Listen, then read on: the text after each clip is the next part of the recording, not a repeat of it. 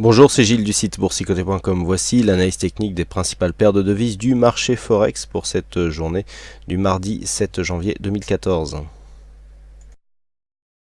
Nous commençons tout de suite avec l'analyse technique euro-dollar, donc pour constater qu'effectivement ce que nous attendions hier est en train d'arriver. Je vous avais indiqué ici la possibilité d'un rebond technique en direction de la moyenne mobile 20 exponentielle. Hier je vous avais dit que s'il y avait des signes ici d'affaiblissement, il faudrait sortir de cette position donc, qui avait été indiquée sur l'analyse écrite d'un possible rebond technique. Donc là, a priori on a un deuxième contact, on n'arrive pas à vraiment s'affranchir de cette zone, donc effectivement il semblerait que nous soyons dans une phase de stabilisation.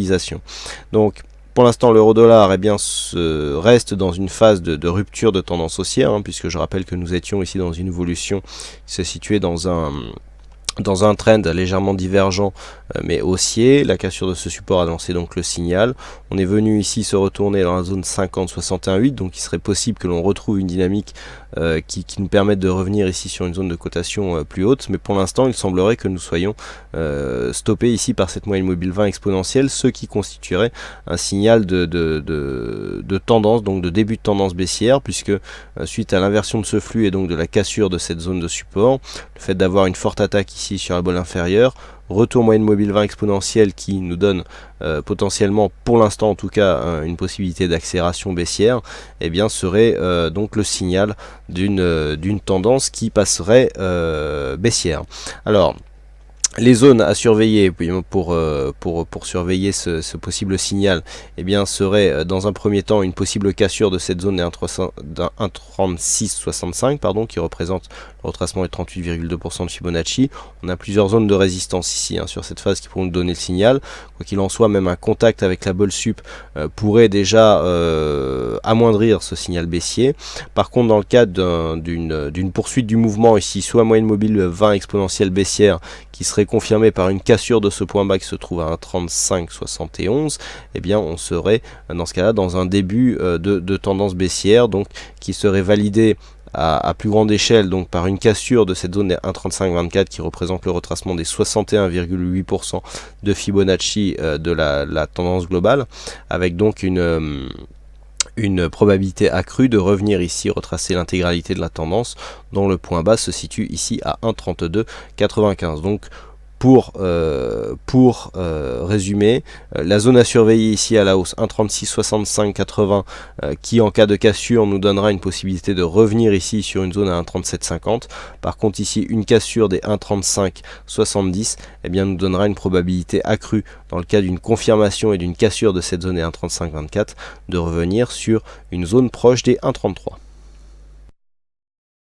Pas grand chose à dire de plus qu'hier par rapport à l'évolution, donc on reste ici a priori sur une continuité haussière très peu dynamique. Continue à inscrire de nouveau plus haut mais d'une manière peu puissante. On reste ici quand même sous le coup, sous cette moyenne mobile 20 exponentielle. Après cette attaque ici bol sup, on a une belle montée ici au-dessus de la moyenne mobile qu'on a cassée. On est venu marquer des contacts répétés avec la bol inférieure. Le fait d'avoir ici cette moyenne mobile 20 exponentielle qui s'impose comme une résistance, irait plutôt dans le sens d'une continuité de ce mouvement baissier. Si tel était le cas, on pourrait viser raisonnablement ici une zone des 1,6315 qui correspond ici à une zone de point bas.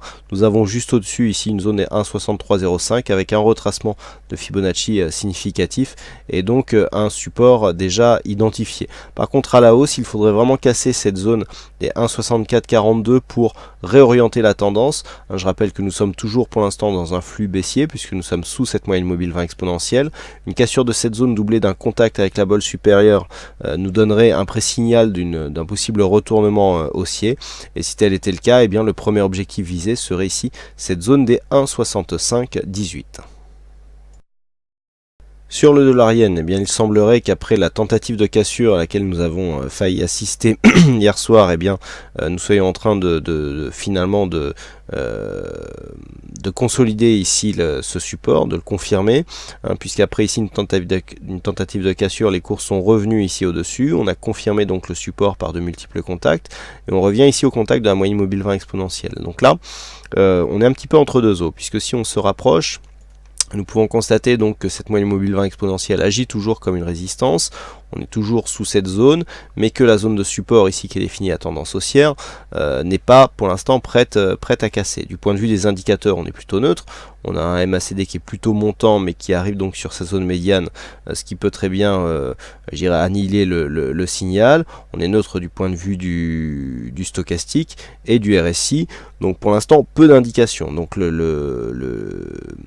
les signaux viendront de la partie chartiste. Alors les repères sont ceux-ci. Nous avons une zone de résistance intermédiaire à 104,95. Si cette zone était cassée à la hausse, on pourrait confirmer la continuité de cette tendance, puisqu'il y aurait cassure d'un point haut intermédiaire ici qui pourrait nous redonner une dynamique haussière court terme propre à nous faire casser ce dernier point haut significatif, enfin cette zone de point haut significatif, hein, à 105,45. Par contre, une rupture ici de cette zone de support signerait la sortie de la dynamique qui permettait une continuité haussière, avec un premier retour qui serait à viser ici sur cette zone des 103,35 yens pour 1 dollar.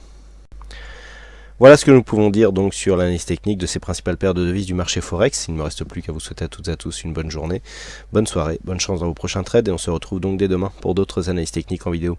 Bonsoir à tous.